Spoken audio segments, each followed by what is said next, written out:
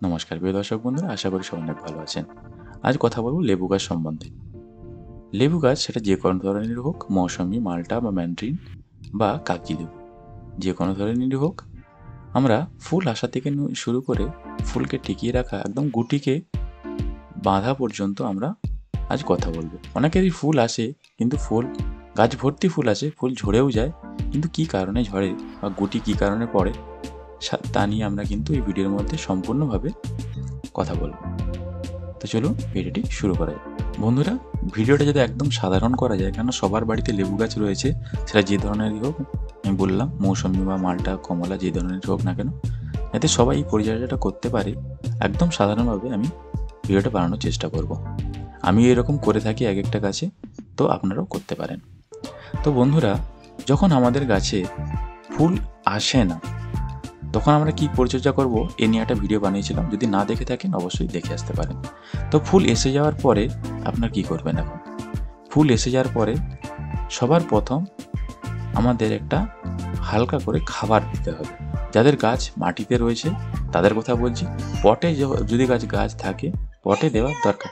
আমি জানি বন্ধুরা, সবার বাড়িতেই লেবু গাছ কম বেশি রয়েছে, যাতে সবাই পরিচর্যাটা করতে পারে, সেই জন্য সাধারণভাবে পরিচর্যা করার দেখানোর চেষ্টা করব। ভিডিওতে বলেছিলাম এর আগে একটা, যে লেবু গাছে ফুল কীভাবে আনতে হয়। যদি ভিডিওটা না দেখে থাকেন, সময় পেলে অবশ্যই ভিডিওটা দেখে আসতে পারেন। বন্ধুরা, ফুল আসার পর কি করবেন? আর ফুল আনার জন্যে একটা বলে রাখি, যদি ফুল আনতে চান মিরাগুলান দিয়ে রাখতে পারেন এবং গাছের গোড়া শুকনো শুকনো রাখবেন, ফুল লেবু গাছে সাধারণত চলে আসে। এরপর আমি বলে রাখি বন্ধুরা, যাদের নিচে গাছ রয়েছে মাটিতে, যদি খাবার খুব না দেয়া থাকে, আমি একটা হালকা লেবু ফুল আসার পর একটু আমি খোল হালকা মাত্রায় খাইয়ে দিচ্ছি এবং এনপিকে 10-26-26 হালকা করে দিয়ে দিচ্ছি। কারণ অনেক বড় গাছ, দেখতেই পাচ্ছেন বন্ধুরা, চারপাশটা এরকম খুলে একটা গোল করে নিয়েছি এবং এটা 1 ফিট প্রায় দূরে এই রাউন্ডটা করা রয়েছে। কুপিয়ে কুপিয়ে এরকম একটা সুন্দর করে গোল করে নিয়েছি। এবং আমাদেরকে এই সময় ফুল আসার পরে কিন্তু হালকা হালকা করে আমাদের মাটিটা শুষ্ক রাখতে হবে, বেশি করে জল দেব না। অনেকে খুব বেশি মাত্রায় জল দিয়ে ফেলে, সেই জন্যেও কিন্তু ফুল ঝরে পড়ে। খাবারটা দেওয়ার পরে আমরা হালকা মাত্রায় একটু জল দিয়ে দেবো, ফুলটা এসে যাওয়ার পরেই কিন্তু দেবো। কিন্তু ফুল আসার আগে যদি আপনি খাবার দিয়ে দেন, ফুল কিন্তু আসবে না, পাতা বেরিয়ে যেতে পারে। এখানে কথা বলে রাখি বন্ধুরা, ফুল আসার পর আমার দিকে সবসময় মাটিটাকে শুষ্ক রাখার চেষ্টা করতে হবে। কম বেশি জল দেবো না, কম বেশি জল হয়ে গেলেও কিন্তু গাছ ফুল নিজে থেকেই ছড়িয়ে দেয়। এরপর আমরা গাছে একটু ফাঙ্গিসাইড দিয়ে দেবো। যদি কন্ট্রাক্ট ফাঙ্গিসাইড থেকে থাকে অবশ্যই কন্ট্রাক্ট ফাঙ্গিসাইড দেবেন, নাহলে যদি সাপ থেকে থাকে সাপ ফাঙ্গিসাইডও দিতে পারেন, 1 লিটার জলে 1 গ্রামের মতো। এ দেখুন, আমরা সুন্দর করে গাছে ফাঙ্গিসাইড স্প্রে করে দিচ্ছি। ফাঙ্গিসাইড কদিন সেটা স্প্রে করবেন? বন্ধুরা, ফুল একদম ছোট্ট ছোট্ট আসা থেকে শুরু করে ফোটার একটু আগে পর্যন্ত এখানে দেখিয়ে দিই। এই দেখুন, ফুলটা একদম বড় বড় রয়েছে কিন্তু এখনও ফোটেনি, ফুটবে একদম লাস্ট পর্যায়ে রয়েছে। তো এই রকম অবস্থায় পর্যন্ত কিন্তু আমরা ফাঙ্গিসাইডটা দিয়ে যাবই। ফাঙ্গিসাইডটা দিয়ে যেতে হবে, কারণ এই সময় কুয়াশা পড়ে, কুয়াশাতে কিন্তু অনেকই ফুল নষ্ট হয়ে যায়, সেই জন্য আমরা ফাঙ্গিসাইডটা দিয়ে যেতে হবে। এই দেখুন, এরকম ছোট্ট ছোট্ট যখন গাছ ফুল থেকে থাকবে তখন থেকেই শুরু করব আমরা। কখন পর্যন্ত কখন বন্ধ রাখবো? যখন ফুল এরকম ফুটে যাবে, সম্পূর্ণভাবে ফুটে যাবে, তখন কিন্তু আমাদেরকে ফাঙ্গিসাইডটা দেওয়া কিছুদিনের জন্য বন্ধ রাখতে হবে, যতদিন না আমরা দেখছি যে ফুলগুলো হালকা শুকিয়ে গেছে। শুকিয়ে গেলে আপনি দেখতে পাবেন এরকম চুঁয়ে চুঁয়ে যাবে এবং গুটি বেঁধে যাবে। গুটি বাঁধার পর কিন্তু পরিচর্যা একটু অন্যরকম করতে হবে। গাছ গুটি বাঁধার পর খাদ্য গাছে কিন্তু দিতে হবে।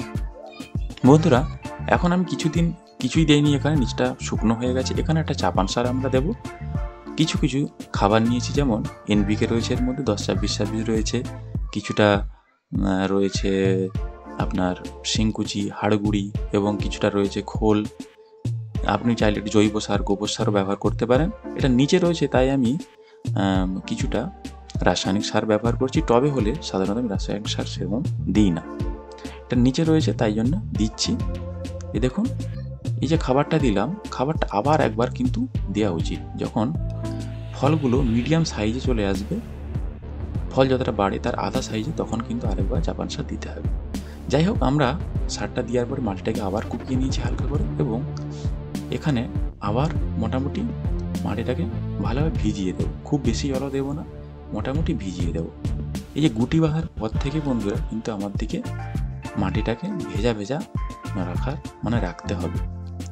ফুল, এখানে কিছু কথা বলে রাখি বন্ধুরা, ফুল যখন এরকম ছোট্ট ছোট্ট চলে আসবে, এই সময় ফুল অনেকেরই ঝরে। যাদের বলে রাখি, যাদের টবে গাছ রয়েছে তাদের বেশি ঝরে। বেশি কেন ঝরে? প্রথম একটা কথা বলে রাখি, ফাঙ্গিসাইড দেবেন 15 দিন থেকে 7 দিন ছাড়া হলে খুব ভালো হয়। 7 দিন ছাড়া ফাঙ্গিসাইড দেবেন। ফুল ফুটবে করছে তখন বন্ধ রাখবেন। ফুলটা গুটি বেঁধে গেলে আবার ফাঙ্গিসাইডটা শুরু করবেন, যতদিন না গুটিটা একটু বড় হয়। এবার জলের কথায় আসি। যখন ওই ছোট্ট ছোট্ট আমি দেখালাম একটু আগেই, ফুলগুলো এইরকম ছোট্ট অবস্থায় থাকবে, ময়েশ্চার মেনটেন রাখবেন মাটির। মানে কি? মানে হচ্ছে জল খুব বেশিও দেওয়া যাবে না এবং কমও করা যাবে না, কন্টিনিউ জল দিতে হবে টবের ক্ষেত্রে। আর যদি মাটিতে রয়েছে অতটা তাদের ভয় পাওয়ার কারণ নেই, মাটিটা মোটামুটি তাদের দিকে ভেজা ভেজা রাখলেই হবে। খুব বেশি পট করে একদিন জল দিয়ে দেবেন না, বা খুব শুকনো মাটিকে করে ফেলবেন। শুকনো করার পর হয়তো শুকনো হয়ে গেছে মাটিটা, 2 দিন জল দেননি, পট করে একদিন খুব ওভারডোজ জল দিয়ে দিলেন, দেখবেন তারপরে 2-1 দিনই পরে কিন্তু ফুল ঝরিয়ে দিতে পারে গাছ। তো এই কারণে ফুল সব থেকে বেশি ঝরে। ফাঙ্গিসাইড দেবেন গুটি বাঁধার পর। যে কোনো ধরনের মাইক্রোনিউট্রিয়েন্টস জাতীয় খাবার 15 দিন ছাড়া 2-3 বার কমসে কম দিয়ে যান। আর যদি বন্ধুরা যদি পারেন মাঝে মাঝে যে কোনো ধরনের এই আপনার যেটাকে বলি সুপার সোনাটা যদি কারো থেকে থাকে দিতে পারেন, না থাকলে কোনো সমস্যা নেই। আশা করি এরপর গুটি বেঁধে যাবে এবং ফল দাঁড়িয়ে যাবে। যাই হোক বন্ধুরা, এরপরে যদি কোনো কারো প্রশ্ন থেকে থাকে অবশ্যই কমেন্ট করে জানাবেন। ভিডিও ভালো লাগলে চ্যানেল সাবস্ক্রাইব করে পাশে থাকবেন। ধন্যবাদ।